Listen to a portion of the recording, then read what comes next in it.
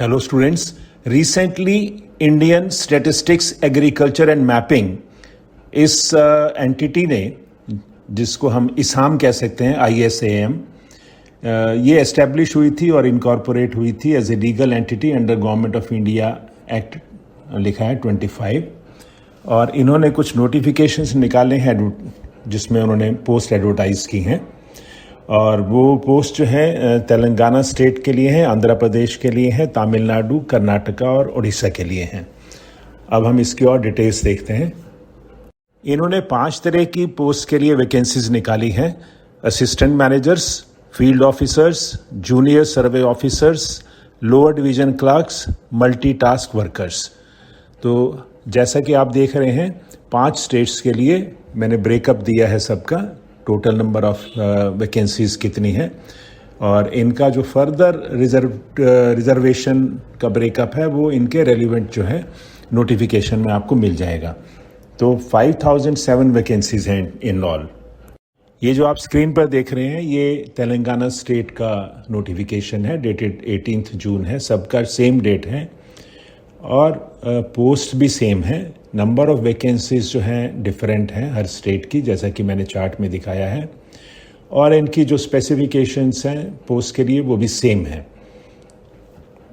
ये job profile देखिए assistant manager का। एजुकेशनल क्वालिफिकेशन में इन्होंने लिखा है must have passed a degree from any university in India established or incorporated by or under a central act, state act or a provincial act or an institution recognized by the UGC as on the date of this notification and must possess working knowledge of computers.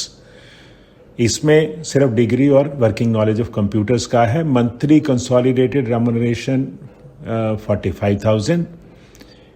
Assistant manager grade 3 shall have to work on consolidated remuneration basis for 2 years. The agreement will be renewed every year based on annual evaluation of performance.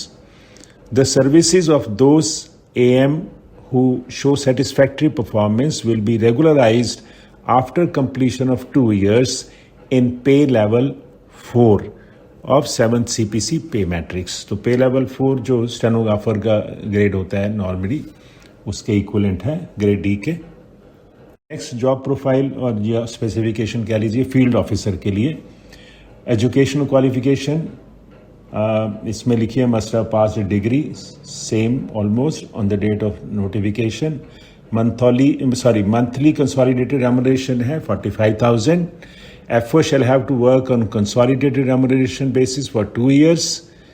Agreement will be renewed every year based on annual evaluation of performance.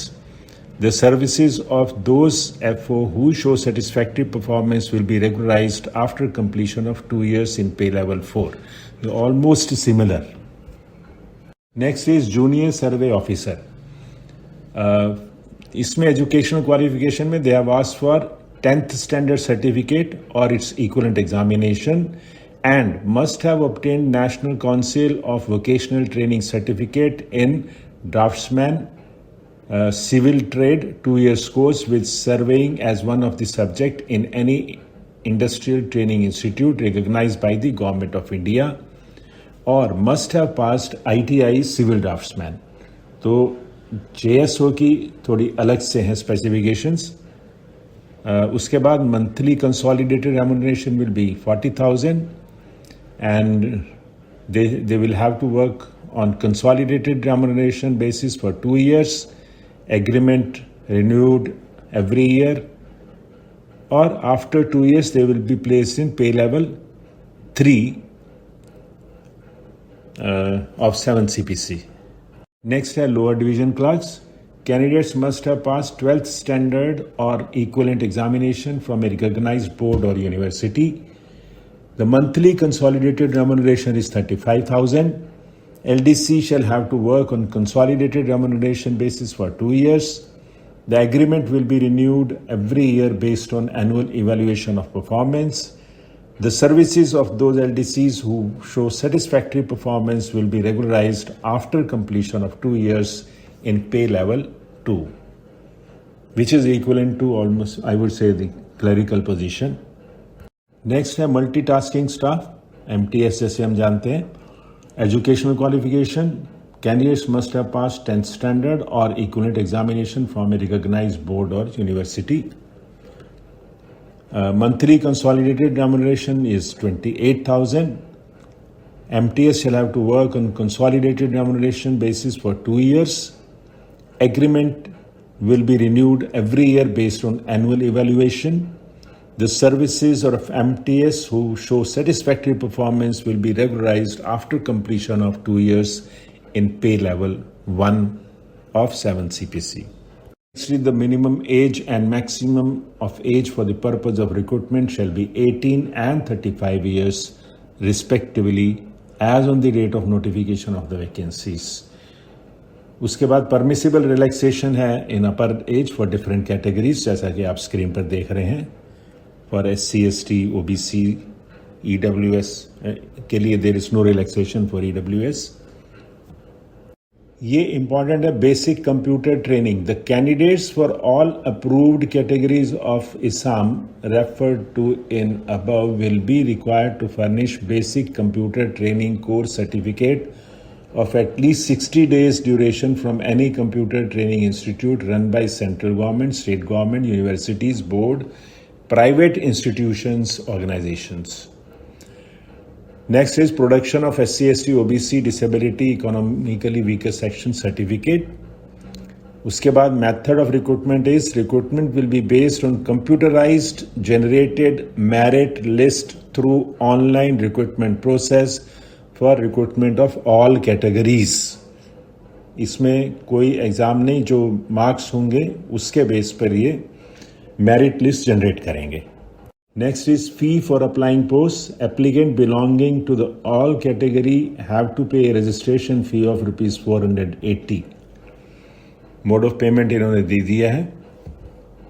Selection criteria में देखिए, selection will be made as per the computerized generated merit list as per the rules based on the candidates online submitted application. No weightage will be given for higher educational qualification. Only marks obtained in required qualification, that is so and so, जो भी जिसके लिए prescribed है उसी को ही criteria माना जाएगा. Candidates having both marks and grades in the marks list have to apply with marks only. जिसको ग्रेड और मार्क्स मिले हैं वो सिर्फ मार्क्स ही उन्होंने फिल करने हैं.